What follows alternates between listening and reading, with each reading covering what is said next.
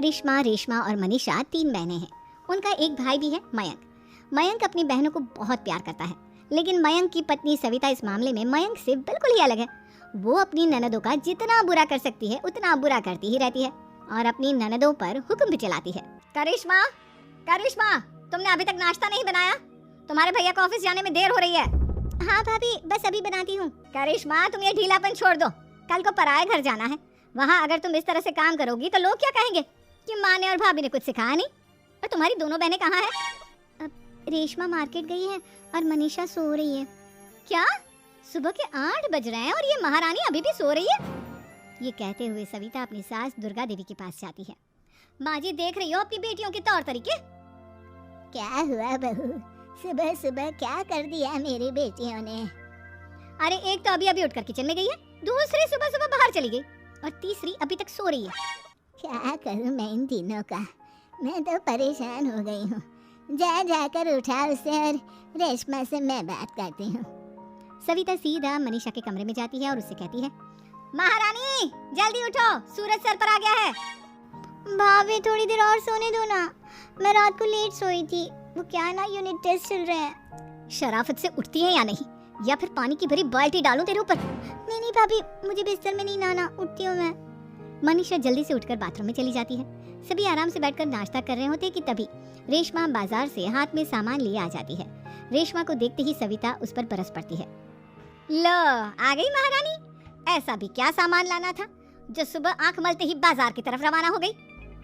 भाभी, कल आप ही तो चीख रही थी कि घर का सारा सामान मुझे ही लाना पड़ता है, घर में किसी को भी किसी काम से कोई लेना देना नहीं है। अब मैं बाजार जाकर सामान ले आई तो आपको इस बात से भी तकलीफ हो रही है? देख रही हो माँ जी, अपनी बेटी की जुबान कैंची से भी तेज चलती है। और मयंक, आप तो कुछ कहेंगे नहीं अपनी लाडली बहन को। रेशमा, अपनी भाभी से ऐसे बात नहीं करते, चलो माफी मांगो। भैया मैं क्यों माफी मांगू? आप भाभी से बोलिए ना कि हम पर कम हुक्म चलाया करे। हम इस घर की बेटियां हैं और आपकी पत्नी की ननद है, नौकरानी नहीं। लो कर लो बात, इनकी भलाई के लिए कुछ भी बोलो तो इन्हें बुरा लग जाता है। इस घर में यही इज्जत है मेरी। देख लो माँ जी, आपकी बेटी किस लहजे में मुझसे बात कर रही है। सविता वहाँ से चली जाती है। मयंक को बहुत गुस्सा आता है, वो भी वहाँ से चला जाता है। फिर करिश्मा रेशमा को समझाती है, रेशमा तुम्हें भाभी से माफी मांग लेनी चाहिए थी ना। लेकिन दीदी मैंने कुछ किया ही नहीं, तो मैं माफी क्यों मांगू? हाँ करिश्मा दीदी, रेशमा दीदी जैसे ही घर में आई भाभी ही उन पर चिल्ला रही थी।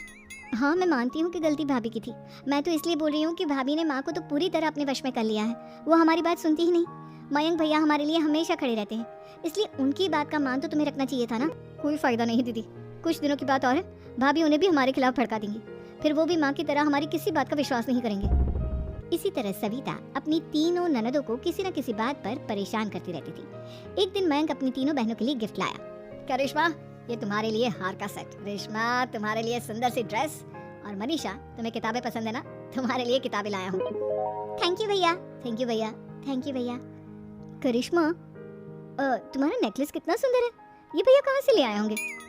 मैंने भैया को 3 दिन पहले फोन पर ये डिजाइन दिखाया था और आज भैया ये ले आए। सविता तो अपनी ननदों के गिफ्ट्स देखकर जल गई और करिश्मा का नेकलेस तो उसे भी बहुत पसंद आया था।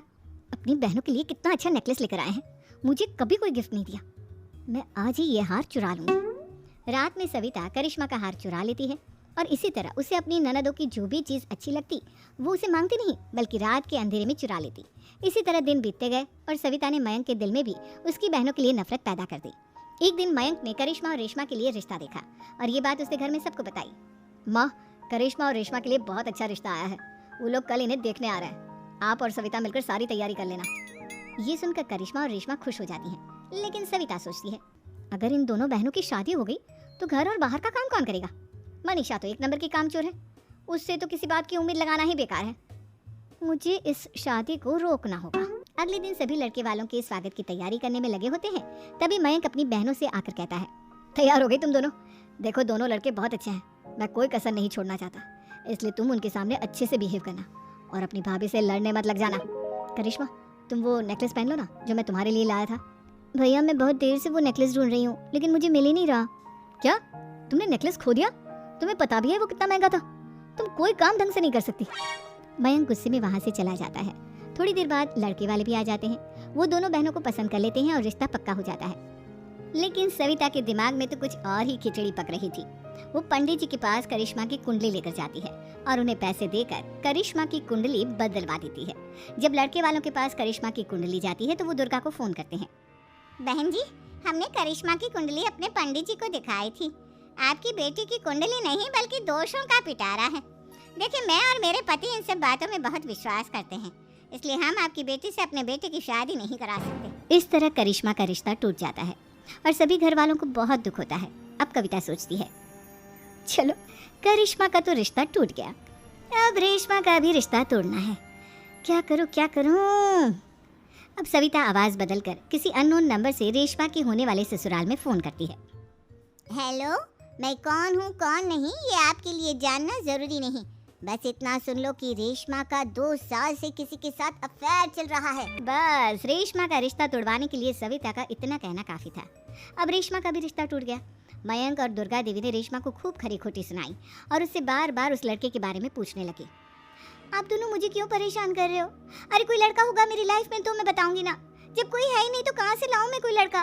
तेरे होने वाले ससुराल वालों को फोन किसने किया था? माँ, मैं नहीं जानती किसने फोन किया था, मैं सच कह रही हूँ। मैं तो पहले ही कह रही थी इसकी लगाम खींच कर रखो, लेकिन मेरी सुनता ही कौन है? आप चुप रहिए भाभी, ये सब आपका ही किया धरा है। अब तीनों बहनों को विश्वास हो जाता है कि ये सब उनकी भाभी ही कर रही है। तीनों बहनें अपनी भाभी को सबक सिखाने के लिए एक वकील कर लेती है और घर में हिस्सा मांग। देखो भैया, माँ बाप की जायदाद में जितना बेटों का हक होता है उतना ही बेटियों का, इसलिए इस घर के 4 हिस्से होंगे और हमें अपना हिस्सा चाहिए। मैंने तुम्हारे लिए क्या क्या नहीं किया और तुम इस घर में हिस्सा मांग रही हो? भैया, आप और माँ हम बहनों की कोई बात नहीं सुनते हो और भाभी हमारी शादी नहीं होने देगी क्योंकि उन्हें लगता है कि आप हमारी शादी में ज्यादा पैसा लगाओगे और उन्हें हम जैसी फ्री की नौकरानी कहाँ मिलेगी। तो हम भाभी के साथ तो रह नहीं सकते, हम बहनों को अपना हिस्सा चाहिए। अरे तुम्हें शर्म आनी चाहिए अपनी भाभी पर ऐसा इल्जाम लगाते हुए, वो तुम्हारे बारे में कितना सोचती है। हाँ माँ, भाभी हमारे बारे में बहुत सोचती है, दिन रात बस यही सोचती रहती है कि किस तरह से अपनी तीनों ननदों को परेशान करूं और कभी मुझे पढ़ने भी नहीं देती। दोनों बहनों का रिश्ता भी तो इन्होंने ही तोड़वाया है और रात में हमारे कमरे में आकर हमारी चीजें भी चुराती हैं। इसी तरह सविता की तीनों ननदें अपनी बात पर अड़ी रही। अब कोर्ट में तारीख भी शुरू हो गई। जब सविता को लगा कि उसकी तीनों ननद इतनी आसानी से नहीं मानने वाली तो उसने अपने पति और सास को सारी सच्चाई बता दी और अपनी तीनों ननद से माफी मांगी। मयंक और दुर्गा को भी अपनी गलती का एहसास हो गया। अब सविता खुद करिश्मा और रेशमा के लिए अच्छा रिश्ता ढूंढती है और उनकी शादी